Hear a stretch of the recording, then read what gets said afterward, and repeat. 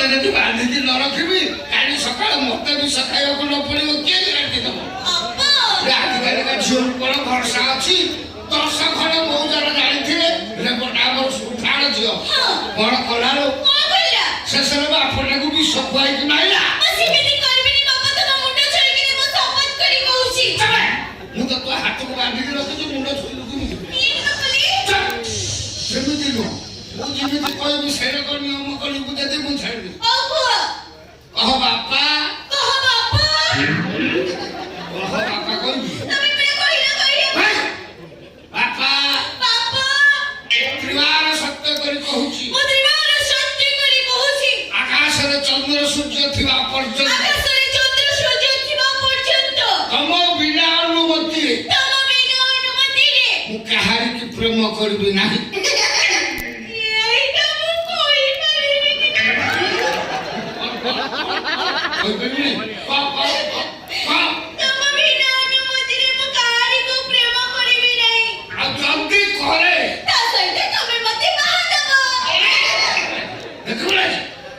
ଯଦି କରେ ତାହେଲେ ମୁଁ ମରିଗଲା ପରେ ଜମରାଜା ମତେ ତେଲ କଡେଇରେ ପକେଇକି ଭାଜିବେ।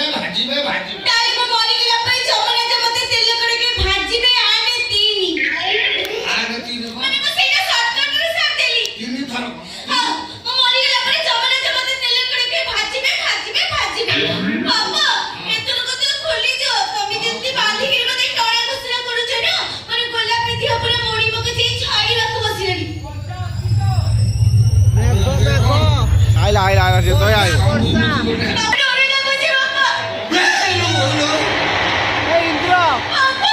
ये कौन आम घर आगे आकाश गोटे खम्ब खसिलानी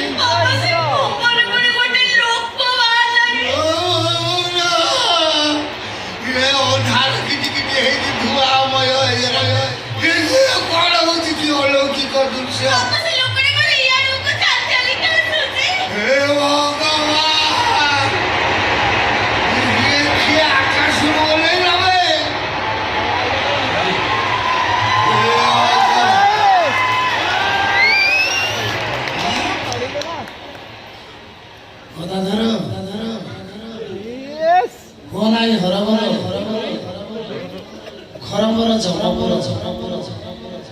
आसीजी मो ग्राम को रहिबाकू किछि दिन हिसाब छै गदाधर आंभ घर जम कर ओ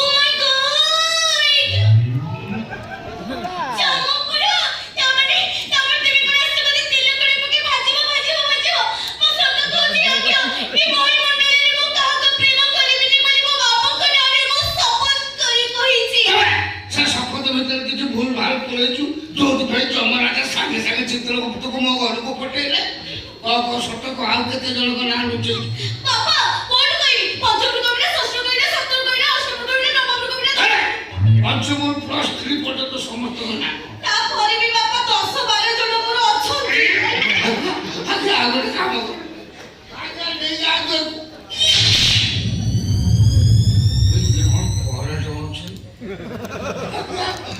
जब तेल कड़े पकई भाजी भाजी भाजी भाजी सुखा करके बिले के खाओ मूर्ख बाचिन परपर भाषण नो समपुर भेड़ी गुट आसी सेठी खाली मसी माने क्षीर मय अच्छा से क्षीर को खाऊ छी जदी बिले आदि आपण बोले काम करिबो तो गला को दी चारटा बिले नै दिबे से क्षीर पीबे मुसा मारे खाइबे शीत दिन पाखर सोई को मूर्ख मते थोड़ा करछु मते एबे तो तेल कड़े पकेबी जमदूत माने तोते काले टेंटारे खेंची नहीं अज्ञो मो बाबा को छाड़ी दियो क्यों मो बाबा को सब बड़े व्यक्ति भूल करते मरते सुंदर अतीव सुंदर बालिके गोलापी मोना गोलापी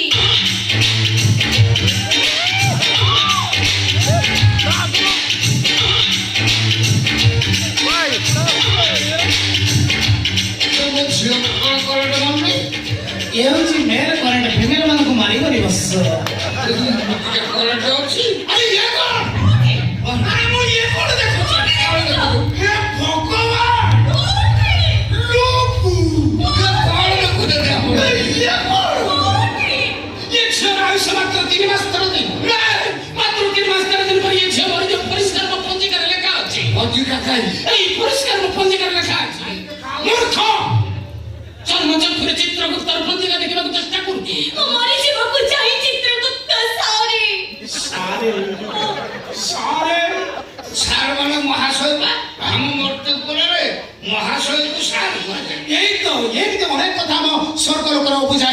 ରହିଯାଇଛି।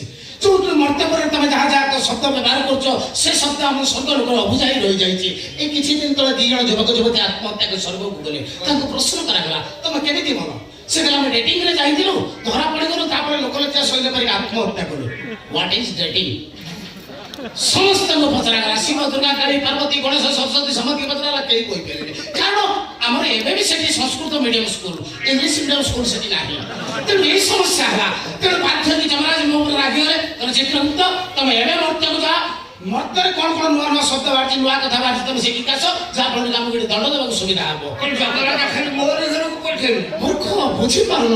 ମତେ ସେଠୁ ନିର୍ଦ୍ଦେଶ ଥିଲା ଯୋଉ ଘରେ ଯମର ଆଲୋଚନା ହଉଥିବ, ଯମପତି ଘର ଥିବ, ଯମପତି ଭକ୍ତି ଥିବ, ସେଇ ଘରେ ମତେ ଲ୍ୟାଣ୍ଡିଂ କରିବାକୁ ନିର୍ଦ୍ଦେଶ ଥିଲା। Oh my God! ବାବା, ବୁଝିଗଲି। ତମେ ଯୋଉ ବାରମ୍ବାର ମତେ ଯମରାଜଙ୍କ ନାଁରେ ଶପଥ କରୁନଥିଲ, ଆଉ ସେଇଥିପାଇଁ ଚିତ୍ରଗୁପ୍ତ ସାର୍ ଆସି ଆମ ଘରେ ଗଳି ପଇଲେ। ଆଜ୍ଞା, ଆପଣଙ୍କୁ ଯୋଉ ଖମ୍ବଟା ଗଳେଇ ପକେଇକି ପଳେଇଲା, ସେଇ ଖମ୍ବଟା କି ଜିନିଷ? ତାହା ମୋର ଜାନ ବତ୍ସ, ତାହା ମୋର ଜାନ। ନା ମିଛ କହୁଛି। ଜାନ କଥା କହିଲେ ମୁଁ କଣ ଦେବତାଙ୍କ ଜାନ ବିଷୟରେ ଜାଣିନି। କଣ ଜାଣିଛ ବତ୍ସ? ମୋର ବିଷ୍ଣୁଙ୍କର ଗରୁଡ଼, ଇଏ ଯୋଉ ନାରଦଙ୍କର ଢିକି, ଲକ୍ଷ୍ମୀଙ୍କର ପେଚା, ସରସ୍ୱତୀଙ୍କର ହଂସ, ଆଉ ଇଏ ଖମ୍ବ କାହାର? ଆଚ୍ଛା ବତ୍ସ, ତମେ ମର୍ତ୍ତ୍ୟ ଲୋକରେ ଗୋଟିଏ ସ୍ଥାନରୁ ଅନ୍ୟ ସ୍ଥାନକୁ କେମିତି ଯାତାୟାତ କରୁଛ? ତମର କଣ ପର୍ସନାଲ ଭାଇକେଲ କଣ ଅଛି? ନିଜର କିଛି ନାହିଁ, ଆମେ ଏଠି ମୋ ବୟସରେ ଯିବା ଆସିବା କରୁ। ବାସ୍, ତମେ ଯେମିତି ମର୍ତ୍ତ୍ୟପୁରରେ ମୋ ବସରେ ଯାତାୟାତ କରୁଛ, ସେମିତି ଆମ ସ୍ୱର୍ଗ ଲୋକରେ ମୋ ଖମ୍ବ ଜାନରେ ଆମେ ଯାତାୟାତ କରୁଛୁ। Actually ଯୋଉମାନେ ଗରିବ ଥିବ ତ ସେଭଳି କେବଳ ଖମ୍ବ ଜାଗାରେ ଯିବା ଆସିବା କରନ୍ତି। ଠିକ ଅଛି ବତ୍ସା, ଯାହା ବୁଝିଛ ତମେ। ଆଉ ଗୋଟେ କାମ କର, ଚାଲ ମୋ ସାଙ୍ଗରେ ଟିକେ ମୁଁ ତମ ଗ୍ରାମ୍ୟ ଭ୍ରମଣ କରିବି। ଆଉ କିଏ ମକୁଦି ଅଛନ୍ତି ଗୋଟେ ଦେଖିବି। ନା ଆମ ଗାଁ ବୁଲିବା ପାଇଁ ଯିବେ? ହଁ। ଆମ ଗାଁର 70-80 ବୁଢା କୁକୁର, ସେ ଆପଣଙ୍କୁ ଯୋଉ ଚିକିଚିକା ଡ୍ରେସ୍ ଦେଖିଲେ ନା, ପୁଳେ ମାଂସ ନେଇଯିବେ, ସେ ଡ୍ରେସ୍ ଅଛି ଯିବ। Actually ମୋ ବାପା ଯୋଉଟା କହୁଛନ୍ତି ସତ କଥା କହୁଛନ୍ତି। ବେଳେ ମୋ ନାଲିର ଜରି ଲଗା ଡ୍ରେସ୍ ପିନ୍ଧି ଗଲେ ସେ ଅଭଦ୍ର ନନ୍ସେନ୍ସ କୁକୁର ଗୁଡା ଖାଲି ପଛପଟୁ ଆଟାକ୍ କରିବେ। ତମ ଗାଁର କୁକୁର ମାନେ ଏତେ ଅଭଦ୍ର, ସେମାନେ ବ୍ୟାକ୍ ସାଇଡରୁ ଆଟାକ୍ କରୁଛନ୍ତି। ଆଚ୍ଛା, ତାହେଲେ କଣ କରିବା? ପୋଷାକ କୋଉଠୁ ଆସିବ ମୋ ପାଇଁ? ଦୋକାନ ମୋର ପୁରା 3ଟା ଦୋକାନ ଚିହ୍ନା ଅଛନ୍ତି। ତାହେଲେ ଚଲ ନେଇ ଆସିବା। ନା ଆପଣ ଦୋକାନ ଗଲେ କଣ କୁକୁର ଛାଡ଼ିବେ ନା? ଆପଣ ଏଇଠି ଥାଆନ୍ତୁ, ମୁଁ ଯାଉଛି ଦୋକାନ ଧରିକି ପଳେଇ।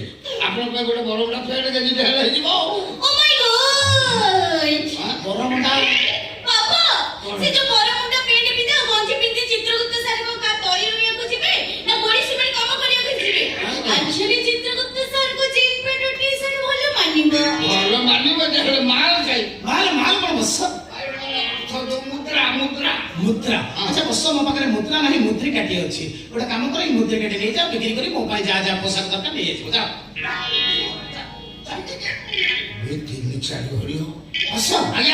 ଆଜ୍ଞା ଗୋଟେ କାମ କରନ୍ତୁ, ଆପଣ ଏଇଠି ଥାଆନ୍ତୁ, ମୁଁ ସାଙ୍ଗେ ସାଙ୍ଗେ ଆପଣଙ୍କ ଜିନ୍ ପ୍ୟାଣ୍ଟ 2-4 ହଳ, ଲୁଙ୍ଗି ଗାମୁଛା, ଟାଉନ ଯାହା ଦରକାର ଆପଣଙ୍କର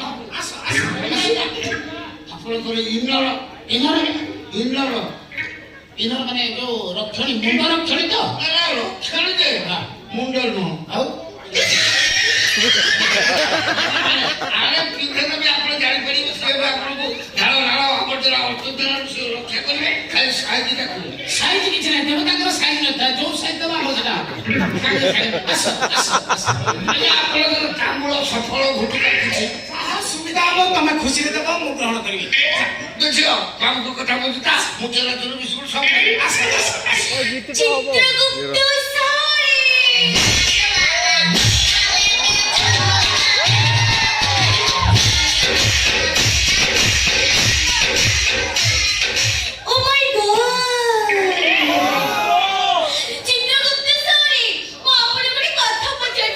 ପଚାରେ ବସ, ଫାଙ୍କା ଅଛି, ଯେତେ କଥା ପଚାରି ପାର। ଯୋଉମାନେ ସ୍ୱର୍ଗରୁ ଆସନ୍ତି ସେମାନେ ହଉଛନ୍ତି ଦେବତା। ଏହା ଧ୍ରୁବ ସତ୍ୟ। ଆମେ ତାଙ୍କ ମୂର୍ତ୍ତି କିମ୍ବା ତାଙ୍କ ଫଟୋ ପୂଜା କରୁ। ଏହା ବ୍ୟତୀତ ତମ ପାଖରେ ଦ୍ୱିତୀୟ ଉପାୟ କିଛି ନାହିଁ। ଗଣେଶ ପୂଜାରେ ମୁଁ କିନ୍ତୁ ବହୁତ ଖୁସି ହୁଏ।